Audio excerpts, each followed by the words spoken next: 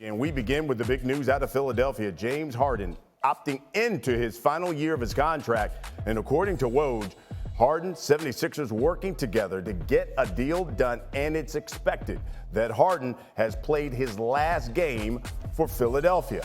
Now, James Harden essentially won 2 games for the Sixers in their second round series against the Celtics as he dropped over 40 in games 1 and 4. But the scoring average dropped by 22 points in the losses to Boston as Philly, of course, fell short of the conference finals once again.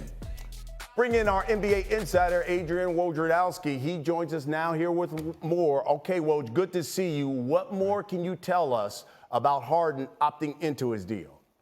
Hey, Brian, essentially James Harden did not want to end up in something of a no man's land in contract negotiations with the Sixers, where it would start dragging out, July 2nd, July 4th, July 7th, trying to grind a deal out when the rest of the marketplace would have dried up on salary cap space. I think once Houston decided, that their focus in free agency was going to be elsewhere, certainly Fred VanVleet at the top of the list with the Rockets at that point guard spot.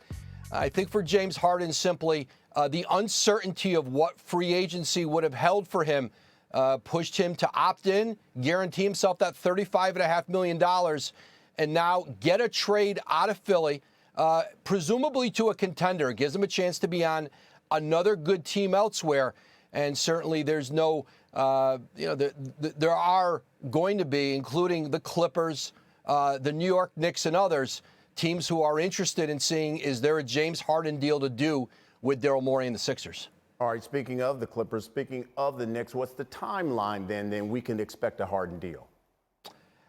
There's no timeline on this stuff, Brian. There's no urgency where it's got to be done by any particular date. So certainly, if you know how Daryl Morey typically works in the marketplace, he is going to exhaust all possibilities of not just straight-on deals with other teams, but 3-team deals, 4-team deals. And, you may let free agency settle, see where players land, see where needs arise for different teams who might not be interested today, but could be in a few days. So I don't anticipate necessarily that this is going to be quick because it doesn't have to. And if you're the Sixers, you certainly want to be able to do everything you can to get back maximum value for a player in Harden. That was certainly important to this Philly team. And as you're trying to win a championship around Joel Embiid, there's no reason that you would rush into any deal. All right, Adrian Wojnarowski, of course, our NBA insider. Woj, if anything new pops, please, a Woj bomb, let us know. We'll have you right back up in here. Back here with the guys here. Listening to Woj here, Tim, 76ers, they better off trading away James Harden. Well, I think Adrian's point about Daryl Morey not having to rush and that the Sixers can take their time, it sums up to me the situation, which is that James Harden ceded control here when he opted into this contract because, as Adrian said, he was going to be in a no man's land if he didn't opt in, because it would have really just been, let's hammer out a negotiation with the Sixers, let's eventually get to a number I want. He clearly decided he would rather guarantee himself that $35 million and then go out and try to get a trade somewhere he wants to be. But now Philadelphia has the ability to take this situation and put themselves in a position where they can make the kind of moves necessary to still be a championship-level team with Joel Embiid. And now James Harden's kind of got to take a step back and wait and see where that winds up, because Daryl Morey isn't going to just do him a favor and trade him in 5 minutes for the first thing he can get. He's going to take his time, make sure he gets the most he can get, and then see where the team is at, because, as Adrian said, the Sixers have to make sure they maximize what they get from this James Harden trade. They can't do it for 20 cents on the dollar. Like, if they're going to be a championship-level team, they've got to turn them into a bunch. They're going to take their time until they get the deal they want. Nick, what do you think? The Sixers are better off long-term getting out of the James Harden business. He's not the same player. He is not the second best player on a championship caliber team. But my issue, Brian, is if you're the Sixers, who's the guy? Who is the guy out there that you bring in for a team that is ready-made to win a title right now? You hire Nick Nurse, who won a title, who replaced Doc Rivers. You need him to prove that he can be the difference maker and get Joel Embiid to play at an even higher level in the postseason. Who is the second person? I think we all agree that Harden is still a very good player, but he's just not the same as he once was 4 or 5 years ago. I just don't see the magic fix for Philly this season, and then you open up the possibility that a year from right now, Embiid says, hey, we tried, it didn't happen, where do we go from here? Am I still a part of this? I want to go somewhere else. Is James Harden a good fit for the Clippers? You heard Woj say that. It's not ideal, but if you look at, I think it's a similar situation the Suns were in with Bradley Beal. They had a player in Chris Paul they were considering releasing by this week. They was going to pay him $15 million to not play for them. And they were like, wait a minute, we can trade him for Bradley Beal? We're going to do that deal, even if the fit's a little bit off and even if it's expensive. I think the Clippers are in a situation where they're at a late stage with their organization. They don't have another deal where they can trade for a talent like James Harden. So I don't think it's a perfect fit, but they sniff an opportunity to get a value in this, and they'll bring it in, and they have a very respected, highly paid coach in Ty Lue, and they'll figure it out. But when it comes to the 76ers, no matter what you want to say about James Harden, he averaged 20 and 11 assists last year. They have to replace that. And maybe they can replace that by opening up Tobias Harris's role. He was underused last year. Maybe they open it up a little bit by giving Tyrese Maxey more responsibility, but they've got to replace it. And so it's not just Harden who's in a bind here, because he is in a little bit. Right. The Sixers are in a bind a little bit as well. I think there can be resolution. There's pathways to do it, but it's a little bit complicated and a little high risk. Maybe the better long-term path, the Knicks' point, is to explore other avenues like this, but there's also downside risk, right? And that's where Daryl Morey comes in. To your point about the Clippers, I actually think James Harden is a perfect fit on the Clippers, because I think you could argue Kawhi Leonard, Paul George, and James Harden is a better three, in my opinion, if they're on the court. Well, how's James Harden going to play? Well, what's his intention if I was going to play? Well, I was going to say I think it's a better three than Kyrie and Kevin Durant with James Harden from a talent standpoint. I think Paul George is a significantly better player in terms of winning playoff games than Kyrie Irving.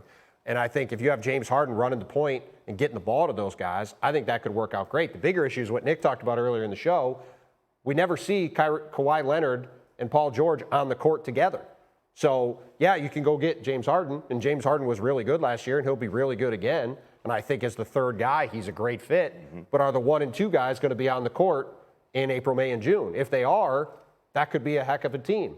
But as time has shown over and over and over again, those guys are not going to be available. Would that be a good fit in L.A.? Because obviously L.A. needs a point guard. And I'm talking about the Clippers. But you go back to what James Harden, he was upset that he had to be a facilitator with Philly. And that was one that he wanted to get back to being James Harden. And I want to get shots. Brian, that night in Boston after game 1, James Harden was beaming.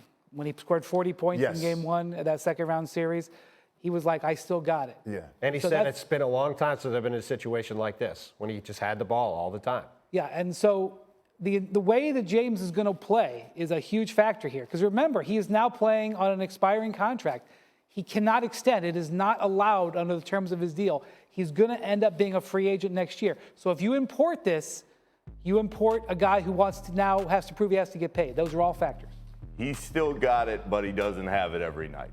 Ask the people in Brooklyn, ask the people in Philly. It was the same story.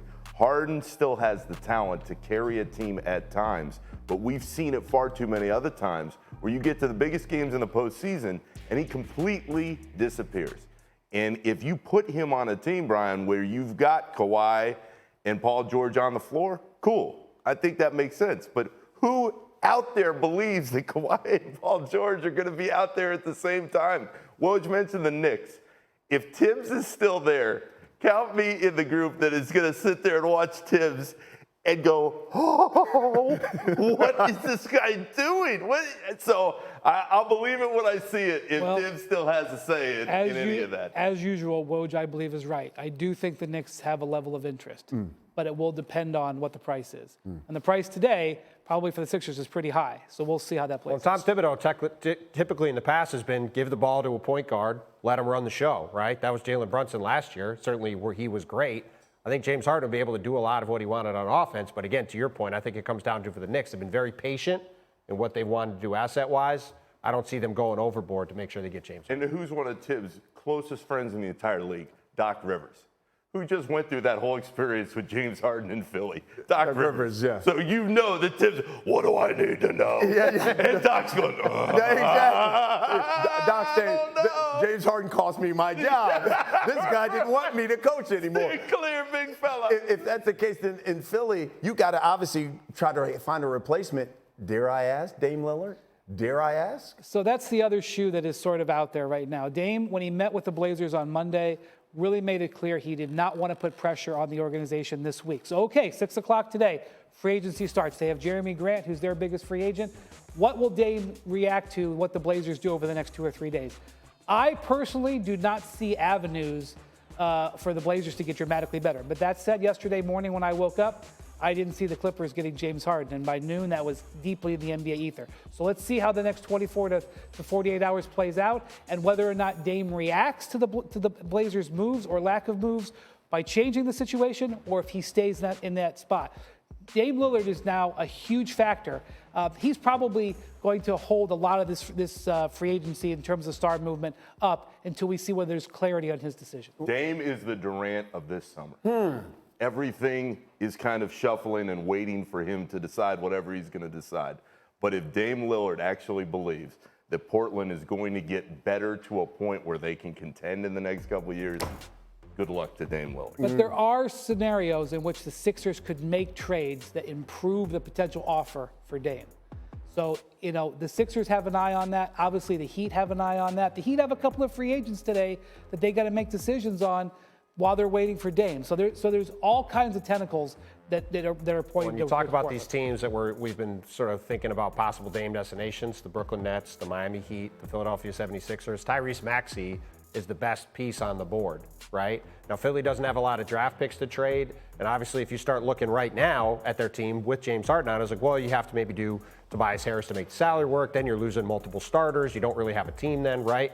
But now that James Harden's potentially being traded, all of a sudden, you get back draft picks, you get back contracts. All of a sudden, you could be sitting there with a package that makes a lot of sense in a star trade. And then you've got the best young player and picks and contracts. That's sort of the general soup you need to have to get a star player. So that's where this could be, as Brian said before. Is there one trade or is it one trade to set up a second trade? That's where we have to wait and see how this all shakes out. Thanks for watching ESPN on YouTube. For live streaming, sports, and premium content, subscribe to ESPN+.